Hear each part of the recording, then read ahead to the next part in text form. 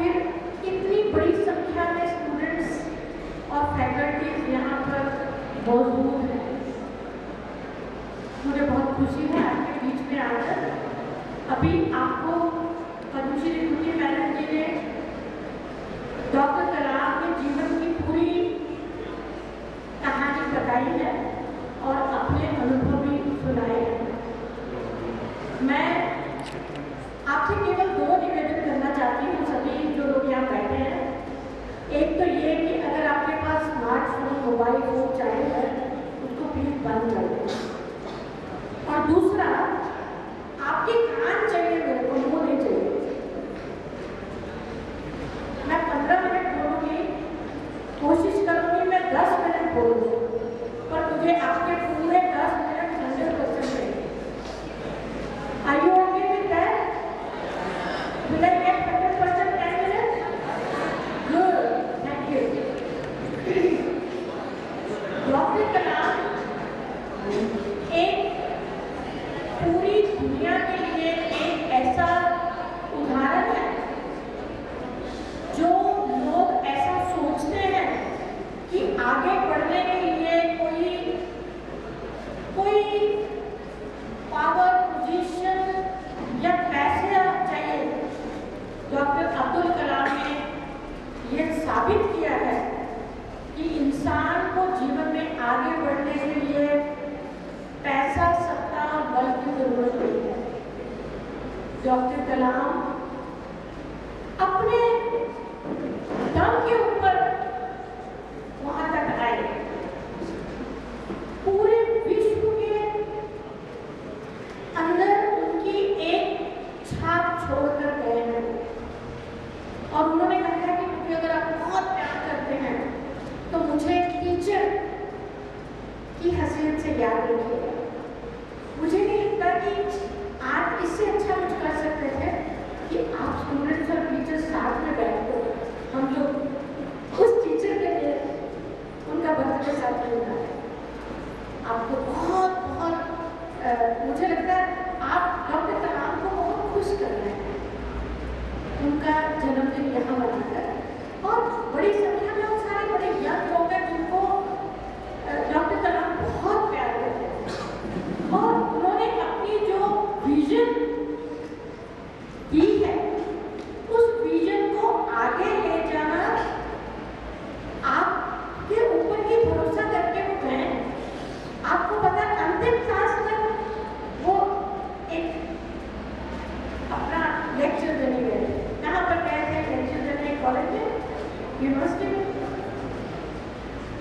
तो ये आपके ऊपर एक बहुत बड़ी जिम्मेवारी भी है, आपका बहुत बड़ा कर्तव्य भी है और आपका बहुत बड़ा अधिकार भी है।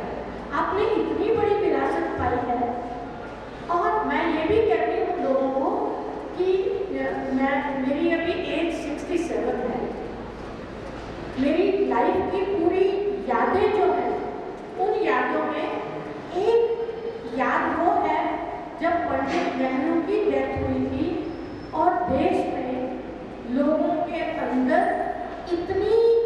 इतना गम, इतना महसूस किया गया था उनका जाना। लेकिन उस समय मुझे याद है केवल रेडियो था, समाचार पत्र थे, लेकिन अभी टीवी आपके पास कितने, सभी के पास हाथ में स्मार्टफोन पर आप सब पूरा जब देख रहे थे सब लोग। मैं उस टाइम ये सोच रही थी कि आप जो अभी के सभी लोग हैं, स्पेशली स्टूडेंट्स, बच्चे, युवा लोग, उनको बहुत भाग्यशाली है कि आपके जीवन में आपने एक ऐसे व्यक्ति के जाने पर उसके जीवन के सारे चैप्टर खुल गए पूरी दुनिया के लिए। वो चैप्टर शायद किसी ने नहीं पढ़े थे।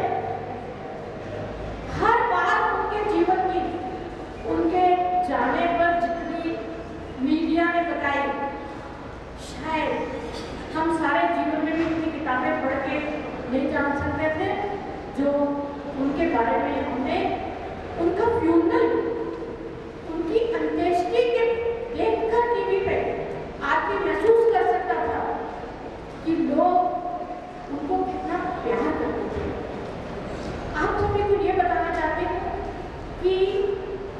डॉक्टर कलाम को लोग प्यार करते थे, ये बात सच है। तो डॉक्टर कलाम को इसलिए प्यार करते थे कि वो एक ईमानदार, चरित्रवान और बड़ी लंबी दृष्टि वाले, और जो सोचा दृढ़ निश्चय के साथ उन्होंने अपने जीवन में वो सब किया। वो केवल एक वैज्ञानिक नहीं थे, दुनिया उनको बहुत जो सम्मान भारत रत्न थे।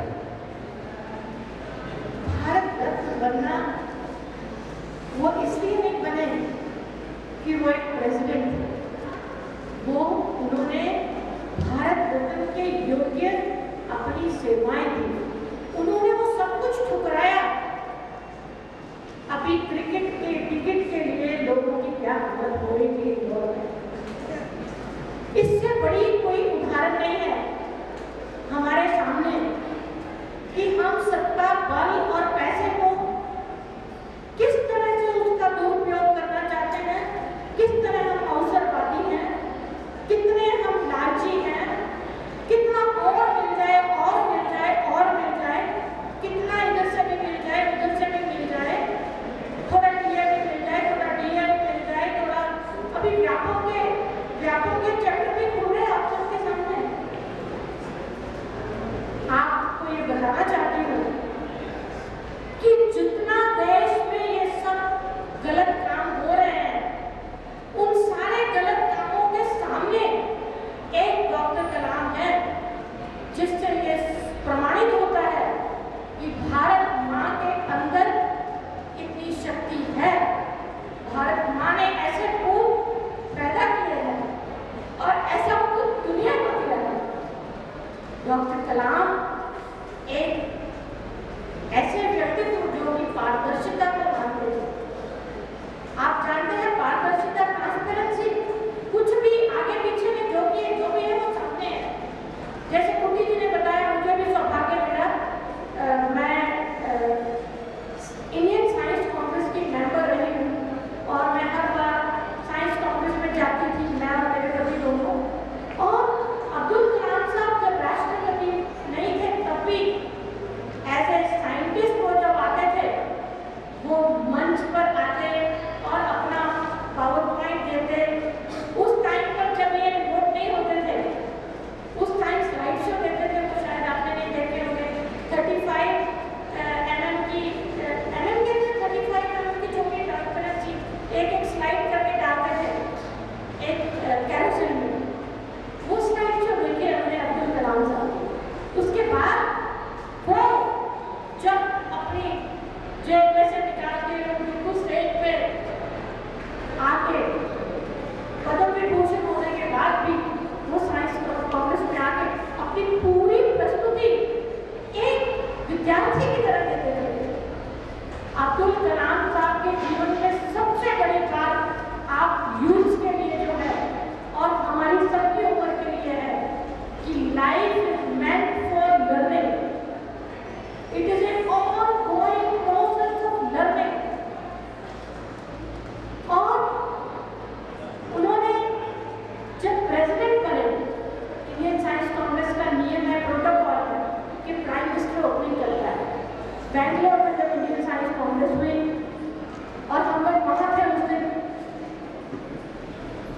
वो प्रेसिडेंट की पोजीशन में भी आए, साइंस कांग्रेस अटेंड करने एज अ डेलीगेट। अब गवर्नमेंट को तो प्रॉब्लम थी सारा मैनेज करने की, सिक्योरिटी और उधर से प्रेसिडेंट और उधर से प्राइम मिनिस्टर, लेकिन अब्दुल कलाम साहब स्टेज पे खड़े हो गए, उसी तरह से पावर पॉइंट प्रेजेंटेशन उन्होंने दिया। ऐसा नहीं था कि अब वो प्रेसिडेंट है। उनकी खासियत ये थी, इसलिए भारत रत्न बने। फिर उन्होंने देश को मॉडल किए हैं। उन्होंने सारी किताबें जो आपको दी हैं, इग्नाइटेड माइंड्स की किताब दी है, अगर आपने नहीं पढ़ी तो जरूर पढ़िए। और उसके बाद उन्होंने 20-20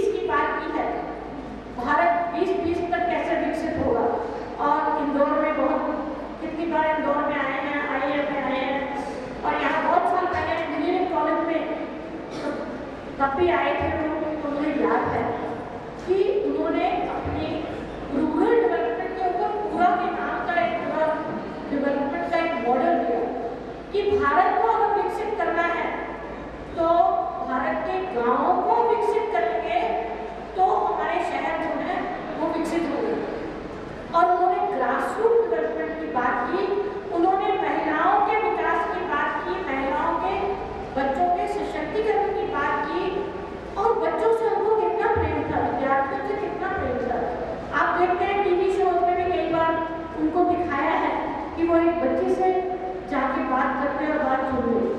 मैंने लास्ट टाइम उनको इंडियन साइंस कांग्रेस चंडीगढ़ में देखा, जो कि मेरा मायका है या वहाँ मैं वहाँ से पढ़ी मैं चंडीगढ़ से। और जब आगे बैठे थे लोग सब तो थोड़ा दूर थे, डॉक्टर कलाम स्टेज से उतरे, वहाँ तक पहुँचे, लोगों को आगे आ जाओ, आगे की सीटें खाली पड़ी। प्रोटोकॉल से कोई मतलब नहीं, this is president of India. लेकिन वो लोगों को प्रेम, उन्होंने लोगों को प्रेम दिया है, इसलिए लोग उनको प्रेम दिया है, इसलिए आज हम और आप उनके प्रेम से उनका जन्मदिन मनाने के लिए साथ में बैठे हैं। और भारत में और भारत के क्या दुनिया के कितने लोग आज उनका जन्मदिन मना रहे हैं। मैं सोचती हूँ आप सबको अंत में कुछ 2-4 बातें अपने बारे में बताना चाहती हूँ। मेरा पूरा नाम जैसे आपको बताया जनक बलराम मगेलिगन है। कर्टा मेरा सरनेम, गुरु नानक देव जी की बहन के वंशज से मेरा जन्म हुआ, मेरे पिताजी का सरनेम है मगेलिगन। मेरे ब्रिटिश हस्बैंड जो इंडिया में सारी उम्र रहे,